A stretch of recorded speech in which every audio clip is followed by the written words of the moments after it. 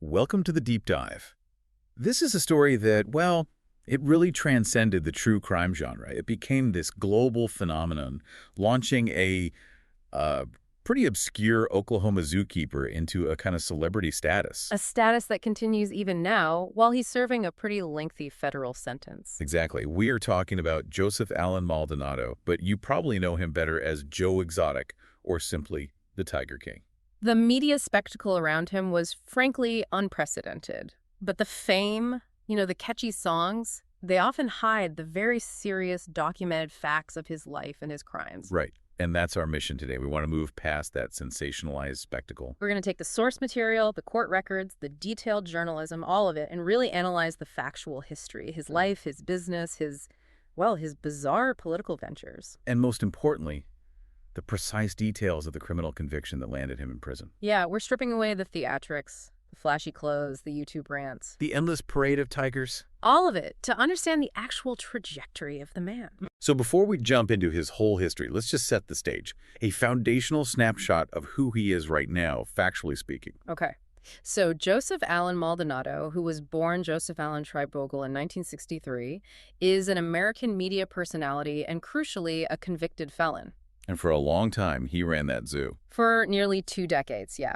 From 1999 to 2018, he operated the Greater Wynwood Exotic Animal Park, the GW Zoo. And where's he now? He's currently incarcerated at Federal Medical Center, Fort Worth. His conviction is severe. It includes 2 counts of conspiracy to commit murder for hire. Aimed at his rival, Carole Baskin. Right. And alongside that, 17 federal charges. These are related to animal abuse and wildlife violations, specifically violations of the Lacey Act and the Endangered Species Act. It's a very serious context. So let's start from the beginning. We need to look at his formative years, how a kid from Kansas ends up as the proprietor of one of the country's most notorious roadside zoos. Well, the story starts in Garden City, Kansas. He was born Joseph Allen Schreibogle on March 5th, 1963. The family eventually moved to Texas, and he graduated from Pilot Point High School. And then, interestingly, soon after high school, he had a brief career in law enforcement. Really? Law enforcement? Yep. He served as chief of police in Eastvale, Texas. This was back in 1982. It is just utterly surreal to picture the man who would later face a jury for murder for hire, starting out as a police chief. It is. But the source material shows that even in these early years, there were already these profound conflicts, these really painful personal ruptures happening. Right, especially with his family. Absolutely. A defining moment was the fallout after his older brother, Yari, outed him as homosexual. And that caused a huge rift. A profound and irreparable rift with his father, Francis. The conflict was so severe, the rejection so deep, that his father made him promise something. What was that? That he would not attend his funeral. Wow. I mean, that level of alienation, the pain from that, it really seems to be a crucial element in understanding the toxic relationships and the need for dramatic public validation that would mark his entire life. That's a tremendously heavy piece of context. And speaking of crafting a dramatic narrative, this period also includes a very controversial story. That police cruiser crash in 1985. Right, and he's shared wildly different versions of this over the years. Yeah, that's what's so strange about it. This incident is a perfect example of his early pattern of self-mythologizing. He claimed over and over that he was severely injured when his cruiser crashed into a bridge. But the story changed. Dramatically.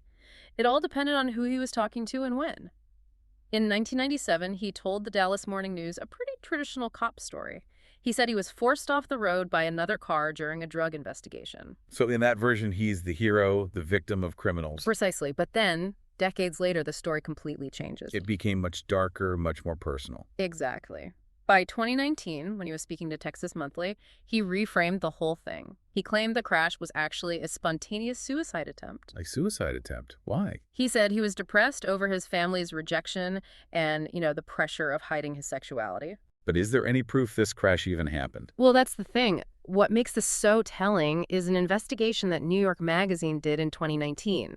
They interviewed people who knew him back then, family, local officials, and they couldn't find anyone who could actually recall the event. Even though he had a photo, right? He did. He presented a photograph of a wrecked car as proof, but nobody remembered it. So the truth of this whole traumatic origin story is highly questionable. So we see the pattern right away.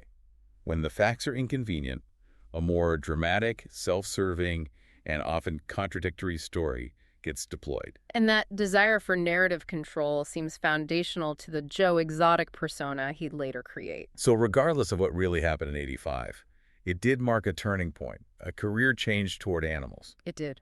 Soon after this claimed incident, he moved to West Palm Beach, Florida. He started managing a pet store there. And that's where the inspiration came from. That's what he said. A friend who worked at a safari park would bring baby lions to the store. And Exotic credited handling those cubs, feeling their power, with inspiring him to work full-time with exotic animals. So he brought that new interest back to Texas. In 1986, he opened a pet shop in Arlington with his brother, Carole G.W. Wayne. And this is where he first really clashed with city administration. It was a precursor to his lifelong battle with authorities. What was the issue? He quickly found himself in conflict with Arlington officials over code violations, mostly signs and decorations.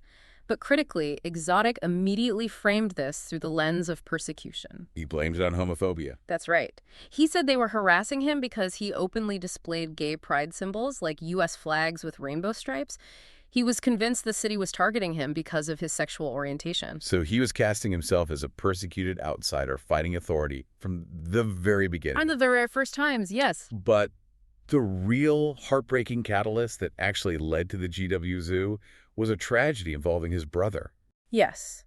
In 1997, his brother, Carole Wayne, died in a car accident. It seems to have been the one family connection that was still intact and loving for him. That must have been devastating. It seems so. After GW's death, Exotic sold the pet shop. He used funds from his parents to buy a 16-acre farm in Wynwood, Oklahoma. And that became the zoo. 2 years later, in 1999, he opened the Carole Wayne Exotic Animal Memorial Park, the GW Zoo, dedicating it to his late brother. It started incredibly small with just 2 of GW's pets. It was literally a memorial. Which makes its later descent into commercial exploitation even more jarring. It's a remarkable origin story, a small memorial that would just balloon into this chaotic, internationally famous criminal enterprise. Absolutely. The initial impulse was emotional, but the reality of running a big cat facility demands money, and that quickly dictated everything. We move now into the GW Zoo's rapid expansion, the ruthless business model it required, and how Joseph Schreibvogel fully embraced the theatrical but highly effective Joe Exotic persona. And the facility grew incredibly fast. Exponentially. He got his first 2 tigers in 2000 after they were abandoned. And once you have a breeding population of big cats, the feeding costs are just astronomical. So he had to find a serious revenue stream. And he found it when he partnered with a traveling magician. He would supply and handle tigers for the stage illusions. And this is where he discovered the core of the exploitation model. He realized the magic show itself was basically just free advertising for the real moneymaker. That's the essential mechanism of the whole operation. He learned very quickly that the audience wasn't really there for the magic. They wanted to get close to the animals. They were willing to pay hundreds of dollars to pet a tiger cub and get a picture taken. Yeah. These cub petting events were, as our sources state, exponentially more lucrative than any ticket sales. And that realization shifted the entire focus of the zoo. The whole operation moved towards relentless high-volume breeding. And the economics of cub petting, they're inherently exploitative. Yeah. Can you explain why that model demands cruelty? It's all based on a biological window. A tiger cub is only small enough, docile enough, and, arguably safe enough for direct human contact for about 12 weeks. 3 months. And after that? Once they grow past that size, they become too dangerous and too expensive to handle. So to keep that revenue coming in, the zoo had to maintain a perpetual breeding cycle. Which created a massive problem. What do you do with the older tigers? Exactly. What do you do with the older, no longer marketable, but still very expensive juvenile and adult tigers? They were effectively the waste products of the commercial petting cycle. And this is the dark engine that required the whole Joe Exotic character.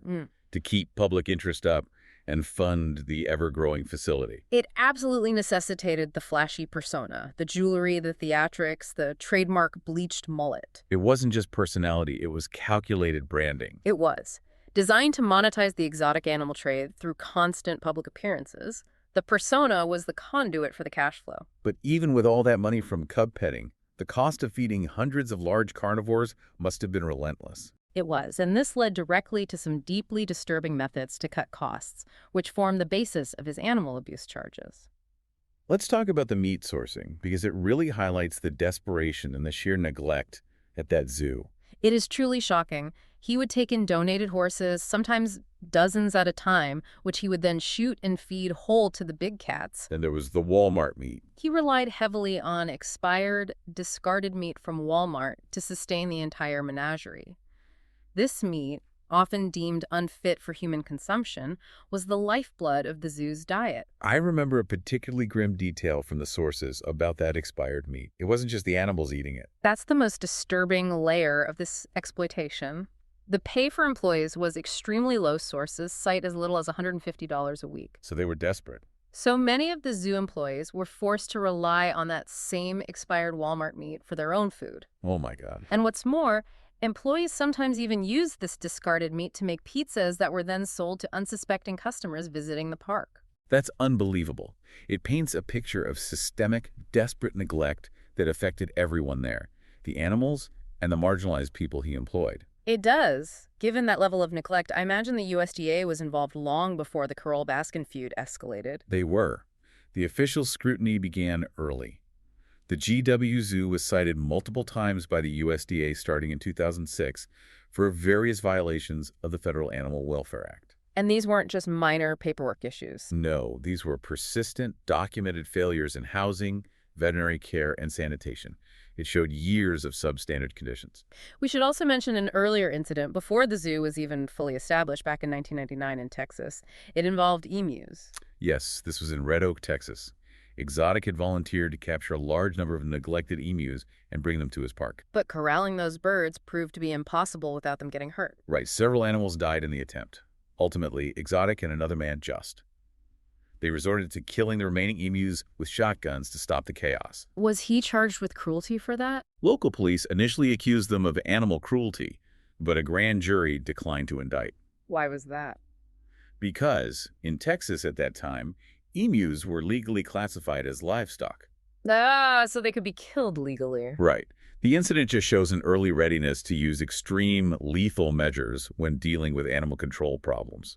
Beyond the zoo itself, the Joe Exotic persona expanded into this completely manufactured entertainment career, specifically country music. He presented himself as this rugged performer, but the reality was very different from his music videos. The reality is that his music career was a facade. It was built on deception. He genuinely wanted to be a country singer, but he didn't have the talent. So what did he do? He commissioned country songs from other artists, often saying it was for a reality TV show he was planning. His actual involvement was limited to suggesting topics, maybe singing some minor backing vocals. The real work happened in the video production. Precisely. He used those professional recordings to create these high-production music videos starring himself as the main performer. And he posted them on YouTube. Taking full sole credit for the vocals, allegedly without ever telling or compensating the actual artists who sang and wrote the songs. It was another layer of calculated projection to enhance his celebrity. Absolutely. His best-known track is I Saw a Tiger. He released albums like I Saw a Tiger in 2014 and Starstruck in 2015. And even from prison, he's found a way to keep this up, releasing an album called Jungle Rhapsody in 2023. So whether it's his origin story, his business, his music, the common thread is a profound manipulation of reality to create a marketable persona. And even before the Netflix fame, he wasn't completely unknown. That's true. He was in Louis Theroux's 2011 BBC documentary, America's Most Dangerous Pets. He was already building a brand. And he leveraged his zoo for other media, like pro wrestling. He was a commentator and host for wrestling programs held right there at the GW Zoo, starting around 2010. He was just constantly building his brand, desperately seeking that mainstream attention. We transition now into the intense, years-long feud with Carole Baskin, the mysterious fire, and the inevitable criminal conviction that followed. This rivalry is the axis on which his entire downfall turns. It began in earnest around 2009. And Carole Baskin, through her organization Big Cat Rescue, wasn't just a competitor, she was an activist. She was, with a singular goal, ending commercial cub petting nationwide.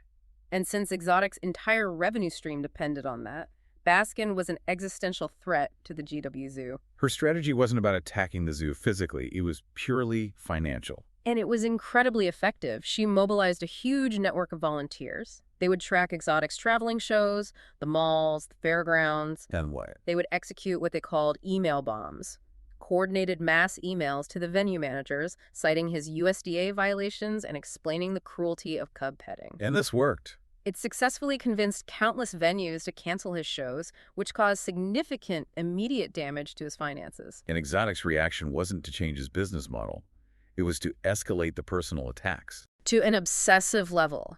He built a crude TV studio at the zoo and used his YouTube channel to host a nightly talk show dedicated to just vitriolic, bizarre attacks against Baskin. He even chartered a helicopter to film her property at one point. Yes, in 2010, it moved very quickly from a business rivalry to a deep, consuming personal obsession. And he infamously weaponized the disappearance of Carole Baskin's second husband, Don Lewis. He did. Don Lewis disappeared in 1997. Exotic used his platform to relentlessly promote theories that Baskin was involved, offering a $10,000 reward. And we must pause here, showing sympathy for the victim, Carole Baskin, to state clearly that evidence of foul play is lacking, and Baskin was never named a suspect by law enforcement. That's right. Exotic used this family tragedy purely to generate controversy and undermine his rival's credibility. The feud eventually moved into civil court over a trademark dispute. Yes. In 2011, Exotic tried to confuse the public by rebranding his show as Big Cat Rescue Entertainment. A clear attempt to undermine her. Absolutely. Baskin sued him for trademark infringement, and the court awarded her a $1 million settlement, which Exotic immediately tried to avoid paying. He filed for bankruptcy, and crucially, he fraudulently transferred the GW Zoo to his mother to shield it from Baskin. A move the courts later invalidated. Yes, they ruled it a fraudulent conveyance, which is what allowed Baskin to eventually gain control of the property. Then there was the fire in 2015, where a major piece of potential evidence was lost. On March 26, 2015, a fire destroyed the TV studio where he kept all his show footage. Most tragically, all but one of the alligators he had from Michael Jackson's Neverland Ranch died. He blamed activists, of course. He did. But the claims from his former reality TV producer, Rick Kirkham, are chilling. What did Kirkham say? Kirkham asserted that the fire was deliberately set to destroy the video footage he had. And the reason was horrifying. Kirkham claimed he had video evidence of Exotic killing animals for fun. He said he saw Exotic walk up to a tiger he didn't like and just shot it in the head. If that's true, the fire was arson to cover up severe, premeditated animal cruelty. And this volatility brings us directly to the criminal path. His threats against Carole Baskin went from YouTube rants to an actual criminal conspiracy. The legal focus is on November 2017. He solicited 2 separate individuals to murder Baskin, offering them several $1,000s. And one of them was an FBI informant. He was, which effectively put Exotic under direct federal surveillance. This led to his arrest in September 2018. And when it went to trial, the jury's decision was swift. In April 2019, they found him guilty on the 2 counts of hiring someone to murder Baskin, but they also convicted him on 17 federal wildlife charges. Let's clarify those because they're crucial. Yeah. What did the Lacey Act and Endangered Species Act violations cover? This is a vital point. The Endangered Species Act is straightforward. It protects threatened species. For Exotic, it meant he couldn't kill or sell protected tigers. The fact he was convicted of killing 5 tigers just to make space for more profitable cubs is a direct, egregious violation. And the Lacey Act. That was a bit more complex. The Lacey Act is about combating illegal wildlife trafficking. It makes it a federal crime to deal in illegally harvested wildlife. For Exotic, this was about falsifying records for animals he sold across state lines. He was hiding the true nature of his transactions. So it was systemic fraud on top of the animal cruelty. Exactly. The initial sentence in January 2020 was 22 years in federal prison. He appealed that, and the murder-for-hire counts were consolidated. Why did that happen? A U.S. appeals court ruled in 2021 that the 2 counts, one for the initial hitman and one for the FBI informant, should have been treated as a single count. Because it was all part of the same criminal objective. Right. Under federal guidelines, they should be grouped together for sentencing. So that reduced his sentence. It did, but only minimally. In January 2022, he was resentenced to 21 years, a reduction of only 1 year. Which really shows the severity of the combined crimes. It does. His current release date is projected for 2036. And what was the ultimate fate of the GW Zoo property?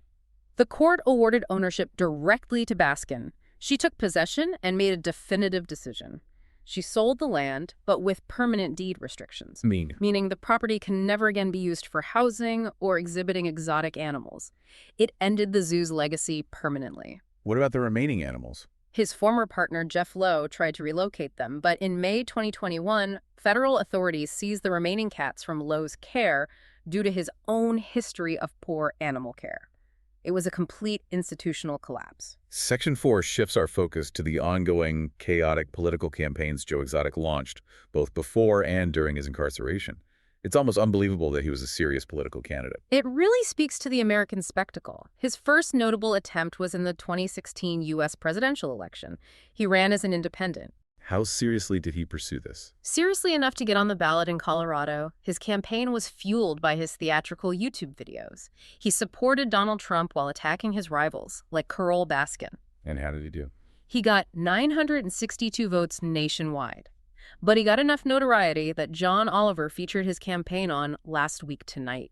The absurdity was already gaining traction. And then he focused on a local race in Oklahoma. In 2018, he ran in the Libertarian primary for governor. He got 664 votes, which put him in last place. And the Libertarian Party was not happy. They officially censured him during the campaign. And after his arrest, they unanimously voted to revoke his party membership entirely. And even from prison, he's continued these campaigns. For the 2020 and 2024 presidential elections, yes. His commitment to it is a testament to his obsession with public attention. He switched parties in 2024, didn't he? He did. He initially filed as a Libertarian, got criticized, and then in April 2023 announced he'd run as a Democrat instead. And that didn't last long either. Not at all. By August 2024, he suspended his campaign and endorsed Donald Trump. And just recently, in November 2024, he said he identifies as an independent voter. The shifting labels seem less about ideology and more about hoping for a pardon. That brings us to the highly publicized pardon efforts. Securing one from President Trump became an all-consuming effort for him and his support group, Team Tiger. They delivered a massive document to the Department of Justice. A 257-page document, yes. The anticipation was just astonishingly high. And there's that legendary anecdote about the chartered limousine. Yes, on January 19, 2021, the day before Biden's inauguration, Team Tiger chartered a massive white limo in Fort Worth, waiting near the prison, completely prepared for his release. But he wasn't pardoned. He was not. After that failed, he redirected his efforts to seek a pardon from President Biden as well. The cycle just continues. Moving to the reality of his confinement, he's at the Federal Medical Center in Fort Worth. What's his health been like? It's been a constant crisis. He's claimed a history of 4 heart attacks. During the COVID pandemic, he was quarantined, though he didn't contract the virus. But the health struggles got much more serious. They did. He reported a blood immune disorder. And most critically, in May 2021, he was diagnosed with prostate cancer. An aggressive form, right? He feared it had spread to his pelvis. He was transferred to a specialized facility in North Carolina for treatment before being moved back to Fort Worth. So he's battling a life-threatening illness while incarcerated. Yeah. And there were even recent issues with the prison environment itself. Yes. In October 2024, he was reportedly quarantined due to a scabies outbreak in his housing unit. His physical health struggles have become a persistent part of his narrative. Yet despite all that, he continues to seek revenue streams and media exposure. His ability to monetize his celebrity is relentless. He wrote an autobiography, Tiger King, the official tell-all memoir, which came out in 2021. And he's tried to fund his legal defense. With a cryptocurrency called Tiger King Coin and an NFT auction, which included one of his revolvers. And he even found a way to start a new, bizarre feud from prison. This is the ultimate example of the persona overriding reality. In September 2023, he threatened legal action against Florida State quarterback Jordan Travis. For what? Alleging that the athlete was infringing on his Tiger King trademark, he offered any attorney 80% of a settlement to take the case. In our final section, we look beyond the legal drama to his personal life and the often chaotic and dark context of his complex relationships. It's vital to remember that Exotic, who is gay, is also an ordained minister. It allowed him to officiate marriages, though not all of his partnerships were legally formalized. And his relationships often mirrored the volatile environment of the zoo. Let's start chronologically with his earlier partners, beginning with Brian Rhine. He died tragically. In 2001, from complications related to HIV. After that, he began a relationship with J.C. Herpence, but that relationship deteriorated quickly. Due to substance abuse issues. That, combined with the general volatility of the park, and the end of that relationship was extremely violent. The sources describe a horrifying end. The final confrontation happened after Exotic threatened to kill Hartpence and feed his remains to a tiger. And Hartpence's response Was to reportedly wake Exotic up by putting a gun to his head. This led to Hartpence's arrest. And sadly, Hartpence later went on to be convicted of child molestation and first-degree murder in an unrelated case. It just shows the dangerous environments Exotic was operating in. That sets a disturbing precedent for the partnerships that followed, including John Finley and Travis Maldonado. John Finley was hired as an employee in 2003, and they started a relationship. Years later, Travis Maldonado arrived at the zoo and also began a relationship with Exotic. And they had a three-way wedding ceremony. An unofficial one, yes. Yeah. Finley's relationship with Exotic eventually fractured, leading to Finley's arrest after a physical altercation. Exotic legally married Travis Maldonado in 2015, but that relationship ended in profound tragedy. Yes. On October 6, 2017, Travis Maldonado fatally shot himself at the zoo. It happened in front of Exotic's campaign manager, Joshua Dial. Exotic started a charity in his name. The Travis Maldonado Foundation, supposedly for meth addiction and gun safety education. But even the memorial service became another bizarre spectacle. It was highly unsettling. He made a series of profoundly strange and inappropriate statements about Travis. In one comment, Exotic remarked that Maldonado's testicles were like golden nuggets to him. It shows an inability to process grief normally.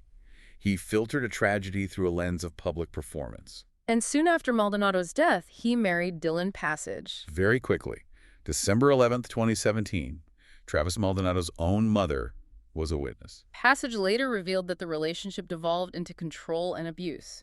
He said Exotic prevented him from having friends or seeing family, isolating him completely. Passage's later reflections really show the emotional toll. After their divorce was finalized, Passage released a video detailing the abuse.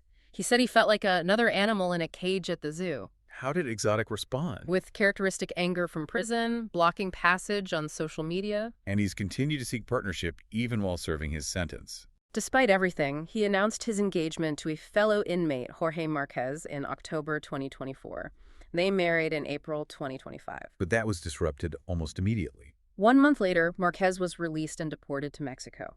The cycle of intense, volatile, and quickly severed relationships just continues, even from behind bars. This deep dive has allowed us to synthesize the complex, media-saturated life of Joe Exotic, ensuring we move past the spectacle to the foundational facts. We've seen the arc, from a background in law enforcement and a painful rift with his family, to establishing a zoo as a memorial for his brother. A memorial that quickly became a financially desperate operation sustained by an exploitative business model. Cub petting, which relied on a relentless breeding and the use of discarded meat, putting both animals and employees at risk. And the Joe Exotic character was ruthlessly cultivated for profit. But it was that same character that drew the relentless, organized ire of Carole Baskin that led directly to the escalating feud, the fraud, and ultimately the murder-for-hire plot. The legal specifics are undeniable. He's serving a 21-year sentence, reduced only minimally after 2 murder-for-hire counts were consolidated. And that's combined with 17 counts of federal wildlife crime, including fraud under the Lacey Act and the illegal killing of endangered animals. He's fighting serious health issues while continuing his desperate political efforts from his prison cell. For you, the listener, the goal was to take this immensely complicated narrative and distill the core, verifiable facts. We provided the true history of the zoo, the reality of the business model, and the undeniable facts of his criminal conviction. The key element unearthed across all sources is the power of a manufactured persona to mask profound instability, systematic cruelty, and calculated criminal activity. As we conclude this deep dive, consider the application of this knowledge. Think about the immense power of viral media to transform and amplify figures, for better or worse, regardless of the underlying facts. And consider the importance of understanding the legal frameworks, like the Lacey Act, that govern the treatment and commerce of wildlife. Thank you for joining us for this in-depth analysis of the facts surrounding Joseph Maldonado. We'll see you on the next deep dive.